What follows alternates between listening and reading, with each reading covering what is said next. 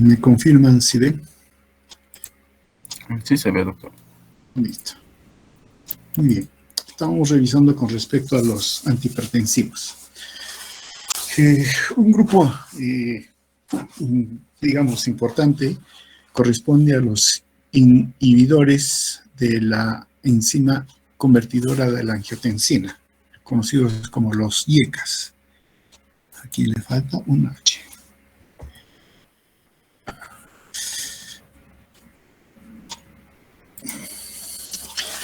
No.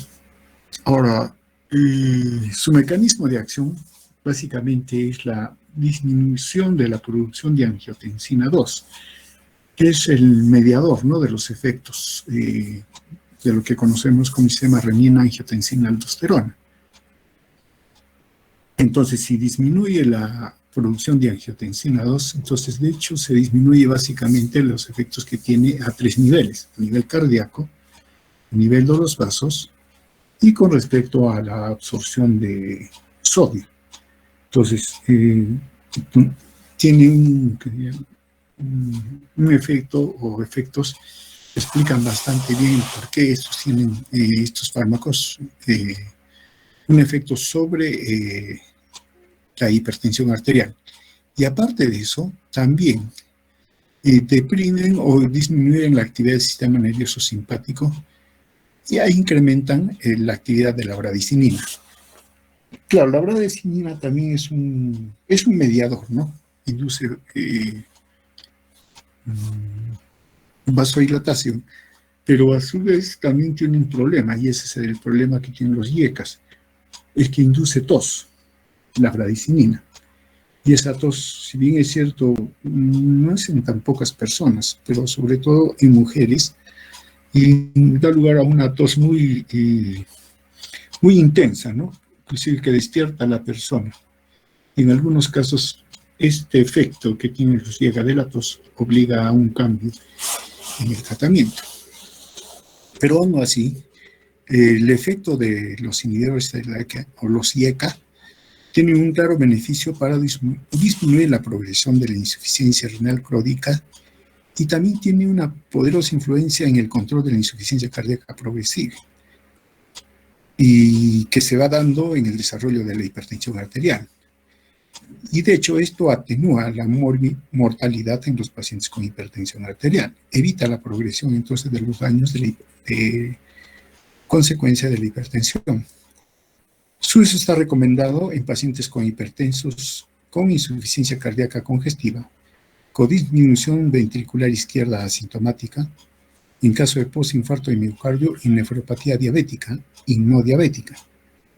Ahora, en los casos de los pacientes diabéticos, enlentece el desarrollo de la glomerulopatía, que suelen presentar los pacientes, pero también enlentece la glomerulosclerosis de los pacientes hipertensos, que esto también se da, ¿no? Si no hay un buen control o un buen tratamiento de los pacientes hipertensos, se puede dar este problema. Entonces, en buena cuenta, evita la glomerulopatía y la glomerulosclerosis en pacientes diabéticos y en los mismos hipertensos.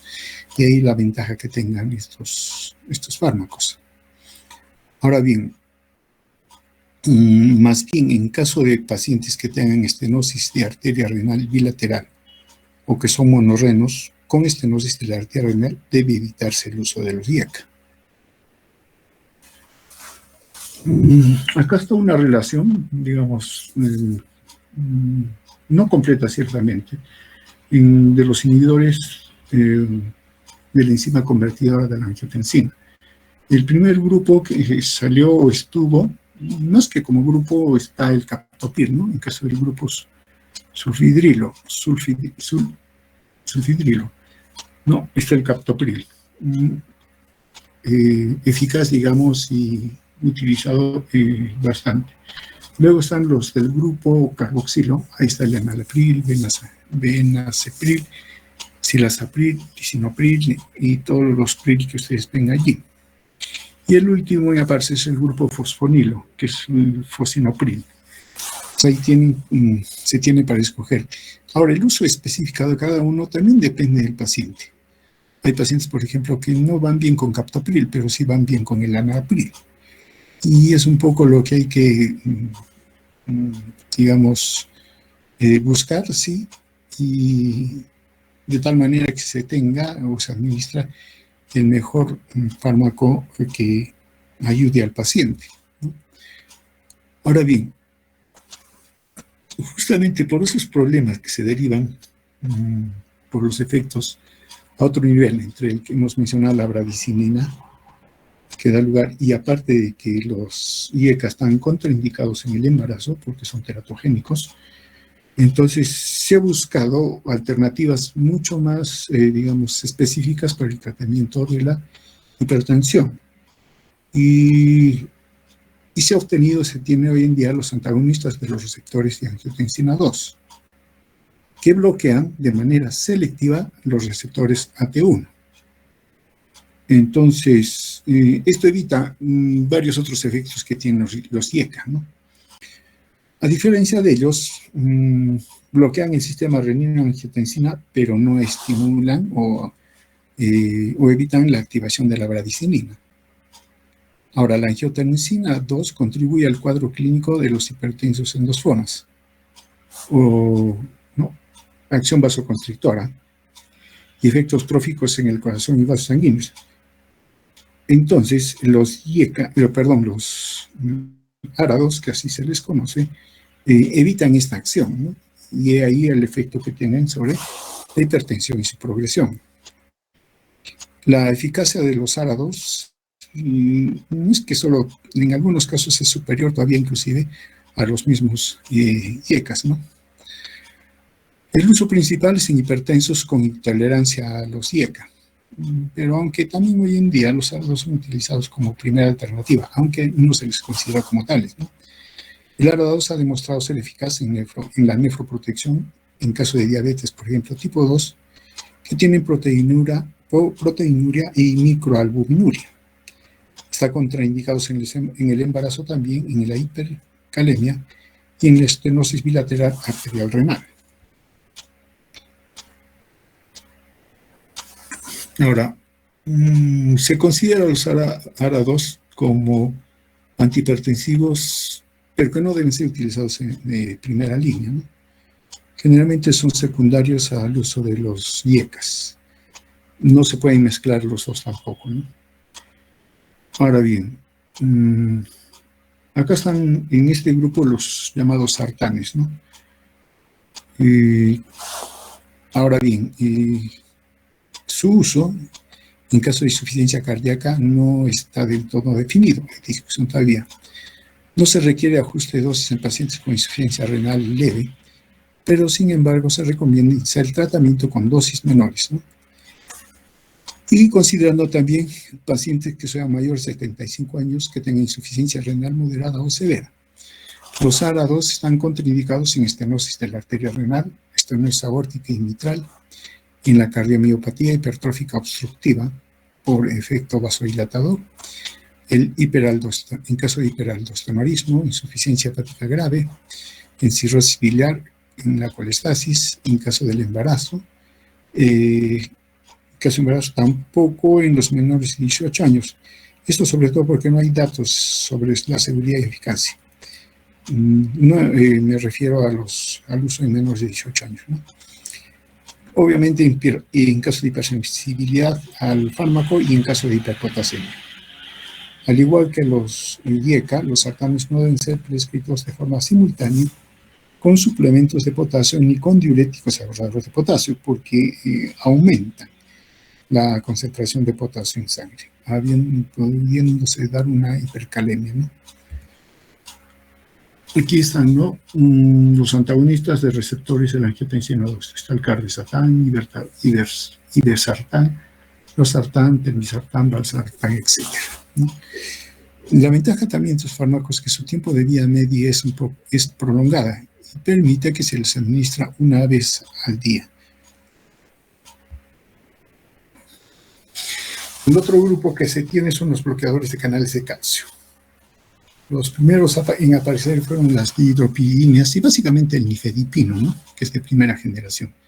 Luego aparecieron los de segunda generación, el amlodipino, femolipino, nitrodipino, etc., ¿no? hasta el isradipino. Hay acá una benzotiazepina, que es el diltiazem, y una fenilalquilamina, como el verapamil. El nifedipino, el diltiazem y el paramilo son fármacos muy utilizados de este grupo. Y también tienen sus propias indicaciones estos tres fármacos. Ahora bien, su mecanismo de acción bloquea los canales de calcio voltaje dependientes de tipo L, ¿no? Y estos canales se encuentran tanto en el músculo liso y el músculo cardíaco, e inhiben la entrada de calcio. Ahora, sabemos que tanto el músculo liso vascular y el músculo cardíaco dependen del calcio extracelular. Cuando hay digamos, el estímulo a nivel cardíaco para que se contraiga, o en caso contrario, las células marcapaso puedan actuar, necesitan de calcio externo. Si se bloquea entonces la entrada de calcio, no se va a dar el efecto en estas células, ¿no? Entonces, y eso es lo que explica su efecto beneficioso tanto a nivel cardíaco como a nivel muscular, a nivel de los vasos, ¿no? Sobre todo en las arterias. Ahora bien, reducen o bloquean la generación de impulsos del nodo sinusal, claro, por lo que no hemos mencionado, y también la conducción del nodo auriculoventricular. Ahora, reducen la contractilidad muscular, sobre todo el verapamil y el diltiazem, y prolongan la repolarización, en este caso del bepridil, por ejemplo, ¿no? Ahora, sabemos que el músculo liso requiere la entrada de calcio para mantener su tono y respuesta contráctil. Y entonces, eso los hace sensibles a los bloqueadores de calcio, ¿no? Sobre todo el músculo liso arteriolar. Pero también sí tiene efectos sobre las venas, pero sobre todo más en el músculo liso arteriolar. Pero eso, por ese efecto en las venas, sí puede darse lugar a efectos adversos como hipotensión ortostática, ¿no? También tiene efectos, digamos, sobre el bronquio, el tracto gastrointestinal y a nivel de músculo uterino, sobre todo las dihidropidinas. Claro, en caso de los bronquios no es muy llamativo su efecto, pero en caso gastrointestinal sí pueden dar lugar a una disminución de la actividad del músculo liso intestinal, dando lugar a estreñimiento. Y a veces el estreñimiento es molestoso y sí, también puede obligar a cambiar. Claro, el estreñimiento no, que es permanente, si resulta molesto para el paciente. Ahora, la disminución de la resistencia arterial básicamente es la que condiciona la disminución de la presión arterial. Y por esa disminución arterial y por consecuencia de la activación del reflejo simpático, mejora la contractilidad de la función ventricular. Y esto puede dar lugar en algunos casos un moderado aumento de la frecuencia cardíaca y del gasto cardíaco. Claro, se estimula el corazón, en este caso, vía refleja, y como hay vasodilatación, entonces aumenta el gasto, ¿no? Tiene la ventaja de que todos aumentan el flujo sanguíneo coronario, y eso es bueno, sobre todo a nivel cardíaco, ¿no? Si señalamos algunos efectos adversos de estos fármacos, por ejemplo, teniendo en cuenta la nifedipina, claro, el efecto tóxico es extensión de su efecto farmacológico, terapéutico que se quiere. Tenemos hipotensión. Esto causa mareos, mareos, ¿no? Inclusive, pero también puede causar bochornos, eso por la vasodilatación, náuseas, estreñimiento. Y muy común, no solamente en la nifedipina, sino en términos generales, el edema que causan estos fármacos. Ese es otro de sus efectos adversos que también, digamos, dificulta su administración. Puede haber taquicardia refleja. En caso del diltiazem, efectos tóxicos, también la hipotensión, trastornos a nivel del corazón, porque puede haber una impedición cardíaca. Aquí como que no funcionaba el reflejo vasoreceptor. En caso del verapamil, sus efectos tóxicos pueden dar lugar a una insuficiencia cardíaca con edema, náuseas y vómitos. Ahora, son más apropiados los bloqueadores de canales de calcio de vida media prolongada. Y sí, hay preparaciones de hidropiridinas de acción prolongada, 24 horas. Esto porque se ha visto que hay una relación de mayor riesgo de infarto de miocardio cuando se utilizan presentaciones pequeñas, presentaciones de corto tiempo. Y en general se describe que el tratamiento debe ser dado de preferencia con fármacos que tienen un tiempo de vida media prolongada. Uno, por la comodidad de darle una vez al día, por decir, pero también disminuyen estos riesgos que estadísticamente se han relacionado, ¿no? No se sabe bien el problema, pero estadísticamente está relacionado. Y sobre todo con los bloqueadores de canales de calcio, se aconseja hidropiridinadas de acción prolongada. Como mencionamos, hay mayor riesgo de infarto miocardio con nifedipina de acción rápida, ¿no? Si es que se utiliza. La nifedipina de acción rápida se utiliza para casos de emergencia o urgencia, ¿no? Hipertensiva, pero no para tratamiento crónico o prolongado. Muy bien. Algunas consideraciones con el uso de estos fármacos, ¿no? Ya mencionamos los diuréticos tipo tiazida, EASA, ¿no? Condiciones que favorecen su uso: la insuficiencia cardíaca congestiva, la hipertensión en ancianos, hipertensión sistólica aislada, en caso de insuficiencia renal, insuficiencia cardíaca congestiva y también la insuficiencia cardíaca congestiva postinfarto de miocardio. Pero más bien están contraindicados, por ejemplo, en gota, insuficiencia renal, hipercalemia. Y tampoco se aconseja su uso en caso de embarazo, ¿no? En caso de los beta bloqueadores, no favorecen favorecen su uso la angina de pecho, postinfarto de miocardio, insuficiencia cardíaca congestiva y embarazo y taquicardia, ¿no? Contraindicaciones definitivas: el asma, enfermedad pulmonar obstructiva crónica, el bloqueo auriculoventricular de segundo y tercer grado.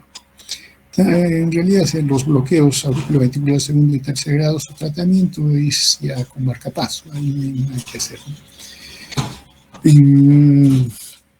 Posibles contraindicaciones: enfermedad vascular periférica, intolerancia a la glucosa. En cuanto a los bloqueadores de los canales de calcio, las hidropiridinas y las no hidropiridinas, como el verapamil o el diltiazem, su uso es más adecuado o favorecen su uso pacientes ancianos, hipertensión sistólica aislada, angina de pecho, enfermedad vascular periférica, aterosclerosis carotidia, embarazo, angina de pecho, aterosclerosis carotidia también.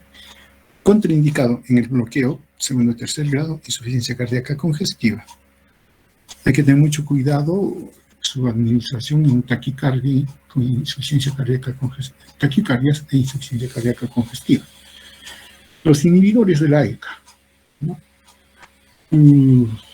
Se utilizan en insuficiencia cardíaca congestiva, disfunción ventricular izquierda, postinfarto de miocardio, nefropatía, no neuropatía, nefropatía no diabética tipo 1 y 2, y en caso de proteinuria. Contraindicado embarazo, hipercalemia, estenosis de la arteria renal bilateral. Y en los monorrenos, bueno, sobre todo en ellos hay que tener precaución, ¿no? Los antagonistas de los receptores de angiotensina 2, los ARA2, nefropatía diabética tipo 2, con microalbuminuria diabética, proteinuria, hipertrofia ventricular izquierda, ¿no? Y la tos por utilización de los IECA, ¿no? Entonces eso favorece su utilización.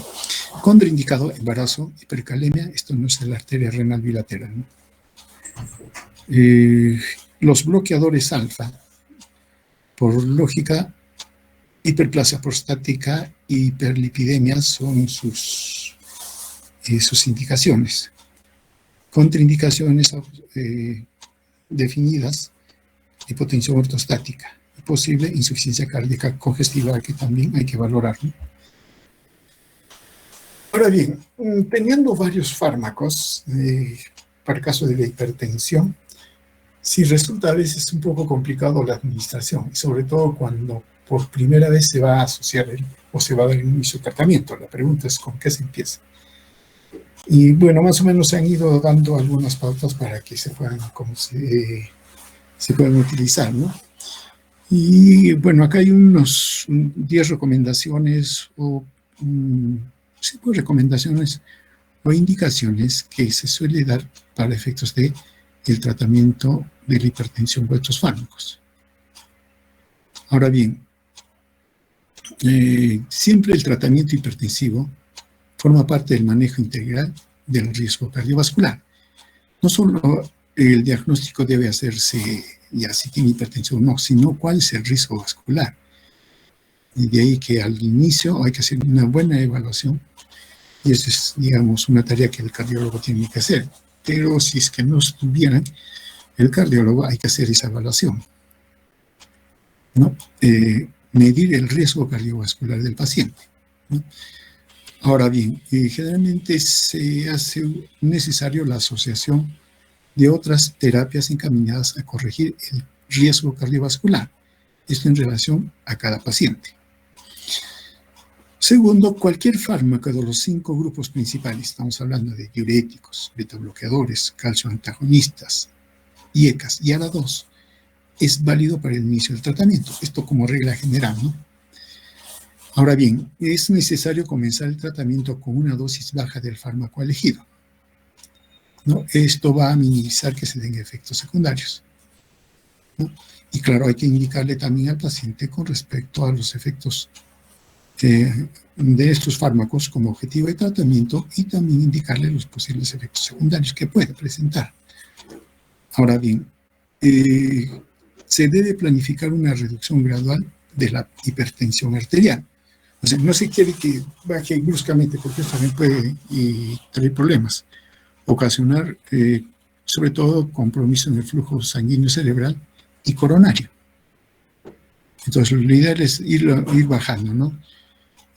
Sobre todo, al comienzo el objetivo es bajar por debajo de los límites superiores de presión arterial sistólica y diastólica. No es necesario bajarlo hasta el suelo, ¿no? A 90-60, por ejemplo.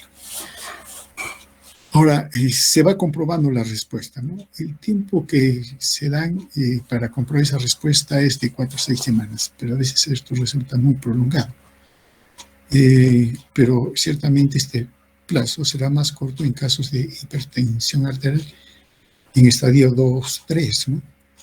O que tienen pacientes con alto riesgo cardiovascular.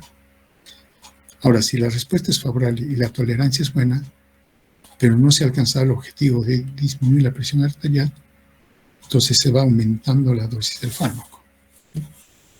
Ahora, en casos de respuesta desfavorable o efectos adversos, se optará por cambiar el fármaco a otro grupo. Como sexta indicación, la tasa de respuesta a la monoterapia no suele superar el 50%. ¿Qué significa? Que solo máximo el 50% de los pacientes tienen una buena respuesta con una monoterapia, ¿no? Y eso hace que la mayoría de pacientes necesitan la asociación de fármacos. Y ahí viene, ¿no? Buscar la combinación adecuada con la intención de manejar dosis bajas o por lo menos medias en comparación con la monoterapia, que la monoterapia lleva más bien a la utilización de las dosis más altas y con los efectos secundarios que se pueden dar. Ahora bien, como mencionamos, se prefiere o se ha de utilizar fármacos de acción prolongada que sean eficaces durante 24 horas y que permitan la dosis única. Ahora bien, se aconseja que el tratamiento, la toma del fármaco, sea en la primera hora de la mañana, antes del inicio de las actividades que tenga la persona. Ahora, la toma única diaria favorece el cumplimiento terapéutico, ciertamente. Ahora, en caso de pacientes que se comportan como no diper, ¿no? ¿Ya qué se llama no diper? Bueno, en todo caso está el patrón diper, que así se llama, y que tiene que ver con el ciclo circadiano. Si uno compara la presión arterial diurna con la nocturna, por el ciclo circadiano es lógico que en la noche la presión arterial disminuya. O sea, estamos hablando de manera normal, ¿no? Claro, eso es por nuestro ciclo circadiano y que en la noche nosotros desarrollamos menos actividad, teóricamente, ¿no? Que esto está cambiando últimamente. Entonces, se entiende que debe haber un descenso entre el 10 al 20% de la presión arterial en la noche comparada con la presión arterial del día.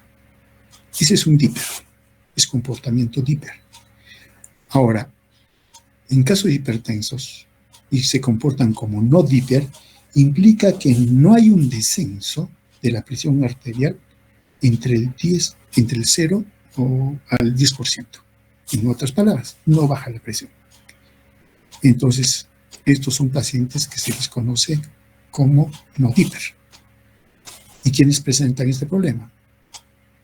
Los pacientes con hipertensión grave, hipertensión secundaria y hipertensión en personas ancianas.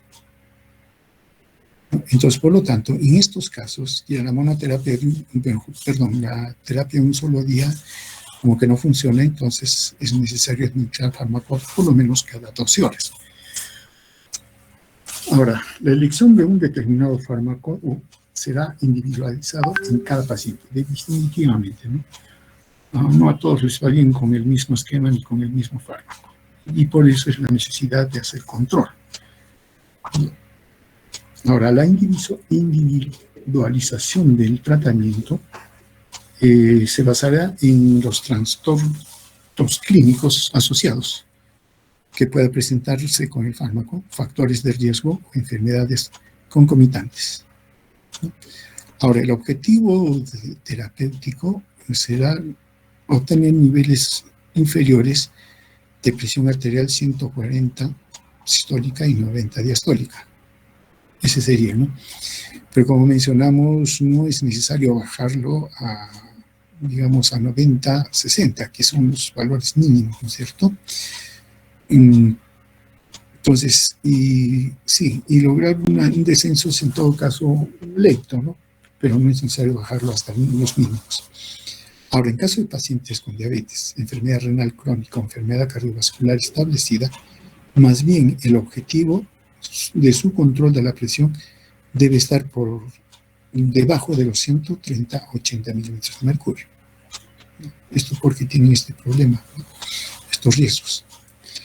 Ahora, el tratamiento se mantendrá de forma indefinida. Y aquí es donde se juega, ¿no? Porque generalmente el paciente sí toma el medicamento, todo, se le controla la presión y ya se siente bien, ¿no? No tiene molestias. Y ahí deja el tratamiento. Y luego vuelve la hipertensión y es poco más difícil controlarla. Entonces, lo mejor es mantenerlo, el tratamiento, y prácticamente ya se queda el paciente con el tratamiento. Para ello, una educación sanitaria al paciente, y por eso también es necesario simplificar el tratamiento, ¿no? Para optimizar el cumplimiento. Ahora bien, en realidad, en términos generales, el uso de cualquiera de estos medicamentos se considera como resultado, como un nivel plano. ¿Eso qué significa? Todos aparentemente tendrían los mismos resultados, ¿no? Ahora, en caso más bien de hipertensión, que es más difícil de tratar, se sube lo primero que se hace es subir la dosis, ¿no? Y si esto no funciona, ya empezamos con la asociación. Asociaciones de antihipertensivos usuales, beta bloqueantes con IECA, cardioantagonistas o diuréticos. IECAs con inhibidores adrenérgicos, calcio antagonistas, diuréticos. Ahora, calcio antagonistas con IECAs, inhibidores adrenérgicos y calcio antagonistas también. Lo último es repetición. Los diuréticos se pueden asociar con IECAs, inhibidores adrenérgicos y calcio antagonistas, ¿no?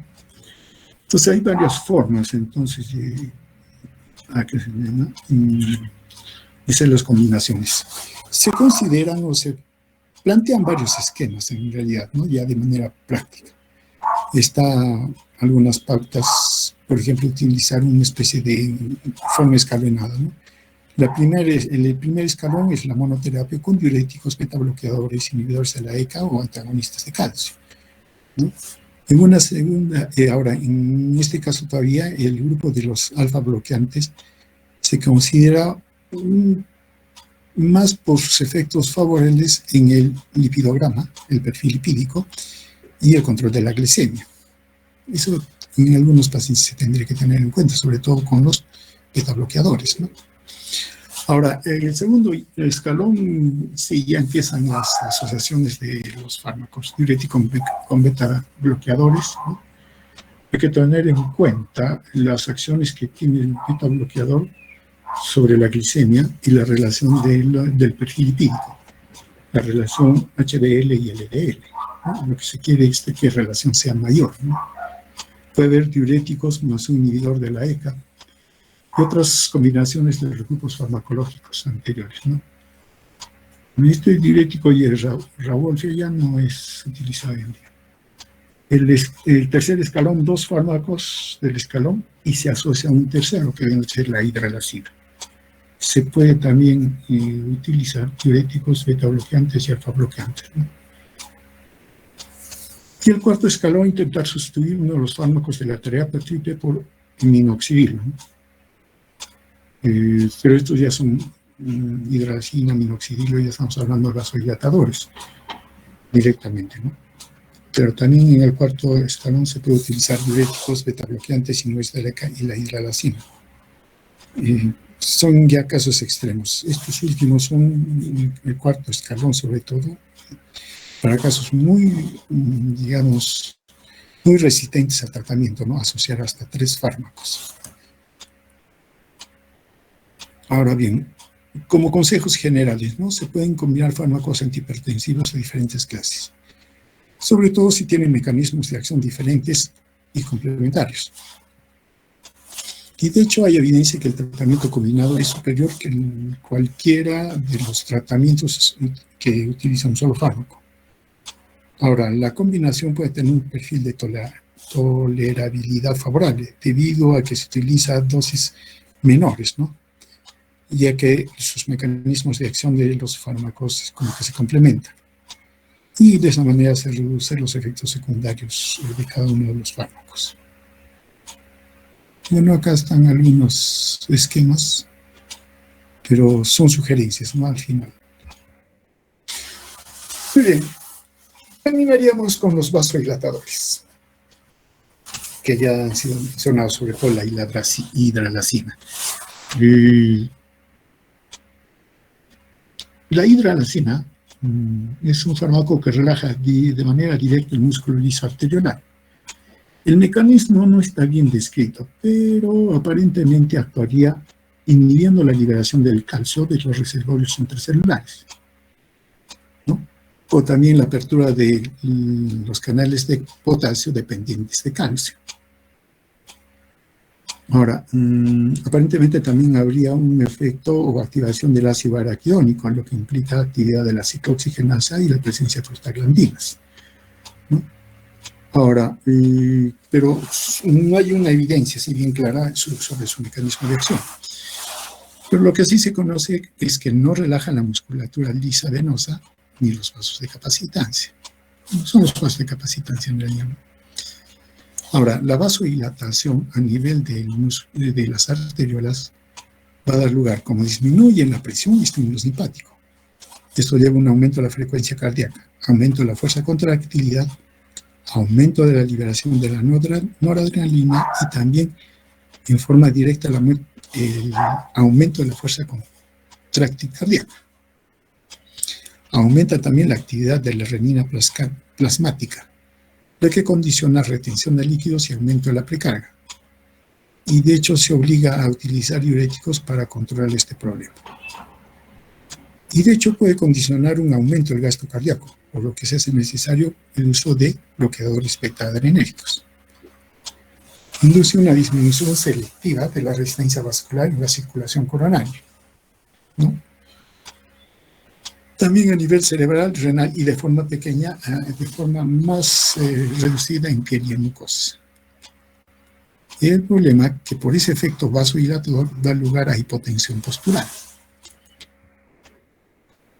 Tiene buena absorción intestinal, cuando se administra por vía oral, su biodisponibilidad va entre 16 y 35%, su vida media es corta, en 1 hora, pero su efecto puede durar hasta 12 horas, ¿no? Ahora se depura una depuración de 50 mililitros por kilogramo de peso por minuto. Ahora, ¿cuándo se metaboliza? Por cetoacidosis, por cetoácidos circulantes, ¿no? Que es un mecanismo. Como mencionamos, es rápido, pero sus efectos se prolongan hasta 12 horas. No se sabe por qué de esta prolongación. Tal vez por ahí hay algún metabolito activo, pero no se conoce, ¿no? Ahora, su concentración máxima y efecto máximo hipotensivo se da entre los 30 a 120 minutos. Bastante largo, 2 horas, ¿no? Efectos adversos, extensivo a los efectos vasodilatadores. Disminución de la presión arterial, puede dar cefalalgia, náuseas, rubor, hipotensión, palpitaciones por taquicardia, ¿no? Desvanecimientos, angina de pecho, por los mecanismos que hemos descrito, ¿no? Aumenta la demanda de oxígeno en miocardio, lo que puede condicionar isquemia cardíaca ciertamente. No hay dilatación de las arterias coronadas a nivel del cardio, lo que condiciona una especie de robo de flujo sanguíneo por la vasodilatación a otros niveles. Se va por ahí en la sangre, ¿no? Ahora, utilizar por vía parenteral aumenta el riesgo de isquemia miocardia en pacientes con arteriopatía coronaria. Por lo tanto, está contraindicado en hipertensos con arteriopatía coronaria. No es recomendable tampoco en hipertensos mayores de 40 años. Por eso entonces nosotros ya estamos dando cuenta que solo se utiliza en casos de urgencia, ¿no? Aumenta la retención de sodio, cloro, lo que condiciona insuficiencia cardíaca congestiva de gasto alto. Y esto obliga a utilizar beta bloqueadores y diuréticos. Tiene también problemas de tipo inmunitario, ¿no? Por ejemplo, puede inducir síndrome de lupus, enfermedad del suero, anemia hemolítica, vasculitis, glomerulonefritis rápidamente progresiva. No son bien conocidos, ¿no?, los mecanismos, pero sí se sabe que dentro de lo que se ha estudiado, que inhibe la metilación del DNA, y eso induce a una autorreactividad de las células T. Otro vasodilatador es el nitroprusato de sodio. Esto es útil para el control a corto plazo de la hipertensión grave. Y útil también eficaz para mejorar la función cardíaca en pacientes con insuficiencia ventricular izquierda. Pero este uso no es tampoco de uso ambulatorio, ¿no? Ahora, el nitroprusato de sodio, al ingresar al organismo y en el músculo liso vascular, se va a metabolizar y se libera óxido nítrico. Y el óxido nítrico actúa sobre la enzima guanilato ciclasa, aumentando el GMP cíclico. Y es el GMP cíclico al final el que induce la vasodilatación, tanto en arteriolas como en vénulas. Entonces, en buena cuenta, mucho de su respuesta hemodinámica que dan el nitroprusato de sodio se debe a un estancamiento venoso, un aumento de los pasos de resistencia. Y por otro lado está la misma resistencia arteriolar disminuye. Entonces, en buena cuenta, disminuye la precarga y la poscarga. Ahora bien, el efecto venoso condiciona una hipotensión que es mayor en la posición supina. Claro, no hay sangre en cantidad suficiente que llegue al corazón y este impulsar, ¿no?, para que no haya problema. En cuanto a su farmacocinética, es bastante inestable, se descompone en medio fuertemente alcalino y a la exposición de la luz. De repente en algún momento han entrado a unos cuidados intensivos y el envase de estos fármacos es tipo metálico, ¿no?, para evitar el ingreso a la luz. Debe usarse por vía endovenosa lenta y continua. Su efecto, o el inicio de su efecto es rápido, en 30 segundos, máximo en 2 minutos, y una vez que se suspende la administración, el efecto desaparece en 3 minutos. O sea, prácticamente mientras se está administrando hay efecto, ¿no? Por eso es solo utilizar para casos de hipertensión grave, sea una emergencia o una urgencia, ¿no? En el músculo liso es metabolizado a cianuro y óxido nítrico. Y el cianuro es metabolizado a tiocianato por enzima rodasa hepática. Y es eliminado posteriormente por vía renal. El tiocianato tiene una vida media de 3 días en una persona normal. Y esto hay que tomarlo en cuenta porque puede dar lugar a efectos adversos, ¿no? En cuanto a efectos adversos, la vasodilatación excesiva por dosis elevadas puede dar lugar a hipotensión. Por lo tanto, hay que cuidarse, requiere vigilancia constante de la presión arterial, ¿no? Y esto cuando se administra por bomba de administración o microgoteo. Como mencionamos, se metaboliza a cianuro. Y este puede dar lugar a acidosis láctica grave si se administra más de 5 microgramos por kilogramo de peso por minuto, y ya que esto definitivamente supera la tasa de metabolización del cianuro. Ahora, la metabolización del cianuro está condicionada por la disponibilidad de azufre para convertirlo en tiosulfato. Y en estos casos, si se necesita, hay que administrar tiosulfato de sodio. El tiocianato se aumenta si se administra nitroprocesato de sodio durante más de 24 a 48 horas en pacientes con insuficiencia renal. ¿Cuáles son las implicaciones del nitroprocesato de sodio? En casos de hipertensos que han de ser tratados por urgencia, ¿no? Eficaz para disminuir la precarga y la postcarga, pero también solo para ser utilizados en casos de urgencia. Y el otro vasodilatador es el minoxidil, también para el tratamiento de hipertensión grave, resistente a otros medicamentos. Solo induce vasodilatación arteriolar, no de las venas, ¿no? Se metaboliza mediante la enzima sulfotransferasa hepática hacia una molécula activa, el minoxidil NO-sulfato, que vendría a ser la molécula activa. Esta activa los canales de potasio, ATPasa, condicionando la hiperpolarización de las células del músculo liso, que es lo que causa la vasodilatación. Esto da lugar a un aumento del flujo sanguíneo por vasodilatación, por ejemplo, aquí en el músculo esquelético, tubo digestivo y el corazón, pero no así en el sistema nervioso, ¿no? Hay un aumento reflejo de la contractilidad miocardial con aumento del gasto cardíaco. La vasodilatación arteriolar condiciona aumento de la circulación venosa en el corazón. Vía oral se absorbe bien por tubo digestivo, su concentración máxima se alcanza en una hora después, y más bien su efecto máximo es más tarde, debido a la conversión hacia el metabolito activo, ¿no? Su eliminación final se da por vía renal. Tiene una vida media de 3 a 4 horas, pero su efecto dura 24 horas o más.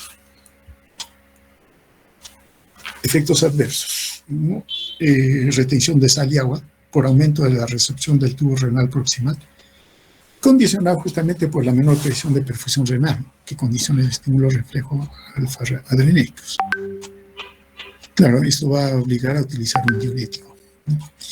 Ahora, los efectos cardíacos son semejantes a la hidralazina. Aumento de la contractilidad, aumento de la frecuencia cardíaca, ¿no? Y esto condiciona aumento del gasto cardíaco, con aumento del consumo de oxígeno entonces. Y este es un riesgo debido que puede provocar una isquemia cardíaca en sujetos con arteriopatía coronaria. Hipertricosis por aumento de la actividad de los canales de potasio. Bien, solamente ya para terminar y utilizar dos términos, o hacer alusión a dos términos, ¿no? Hasta atrás, digamos, se habla de crisis hipertensiva, ¿no? Claro, se habla de una situación clínica que derivada de un alza de la presión arterial. Y de hecho obliga un manejo eficiente, rápido y vigilado de la presión arterial. Y acá se tiene dos tipos de condición, ¿no? La emergencia hipertensiva, que es una situación clínica en que la presión arterial de tal magnitud o las circunstancias del hipertenso ponen en peligro la vida del paciente o la integridad de los órganos vitales, ¿no? Y eso obliga a un control inmediato en minutos u horas, inclusive tratamiento en cuidados intensivos. La urgencia hipertensiva es una situación clínica en que los riesgos de la presión elevada hacen que se deba controlarla de manera rápida, pero no necesariamente como en el primer caso, sino en días. Y claro, hay que hacerlo de manera inmediata, ¿no? No es que dejarnos para mal, hay que empezar el tratamiento y buscar una respuesta rápida, ¿no? Ahora, hay varias también formas, ¿no?, de utilizarlos. Uno de ellos es el captopril, ¿no? Se puede 25 miligramos bioral y se repite esto administrado por vía sublingual y hasta obtener una respuesta. También el nifedipino es utilizado por vía sublingual. Inclusive el nifedipino hay ciertas presentaciones en cápsula que si uno los abre es líquido lo que hay dentro, no es sólido, es un líquido, ¿no? Y estas presentaciones dan lugar a un inicio del efecto en 15 a 30 minutos y su efecto dura 6 a 8 horas. Pero en todo caso es solo para controlar, pero debe haber un tratamiento que se instaura para que, digamos, se controle la presión.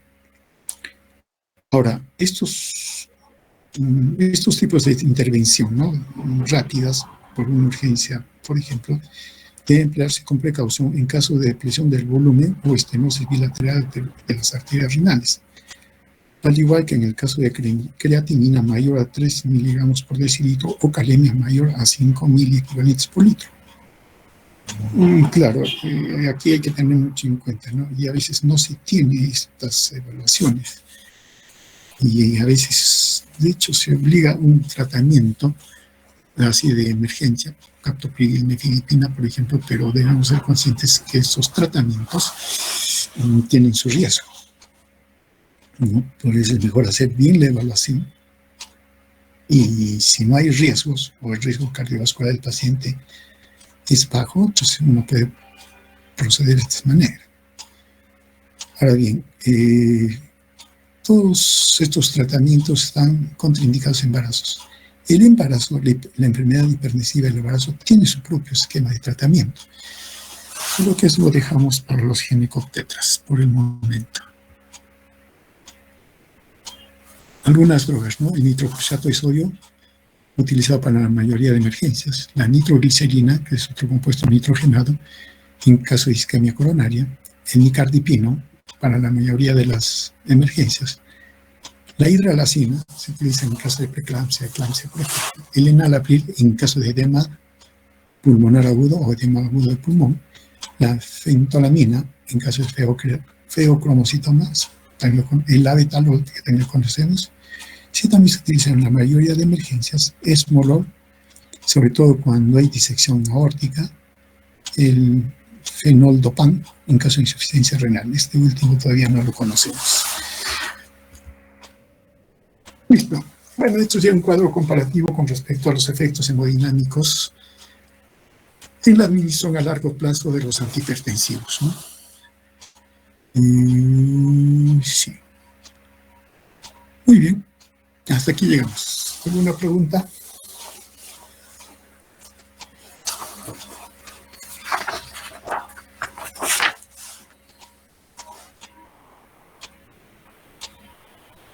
Creo que ninguna, doctor. Listo. Entonces, bien. Para el día de mañana, ¿no? Sí, claro, ya se pasó el tiempo. Vamos a empezar con los fármacos antianginosos. Entonces, yo les voy a enviar el esquema para tratar el día de mañana de forma en la práctica que tenemos jueves y viernes. ¿Listo? Muy bien. Entonces, nos vemos el día de mañana en las prácticas. ¿Listo? Sí, doctor.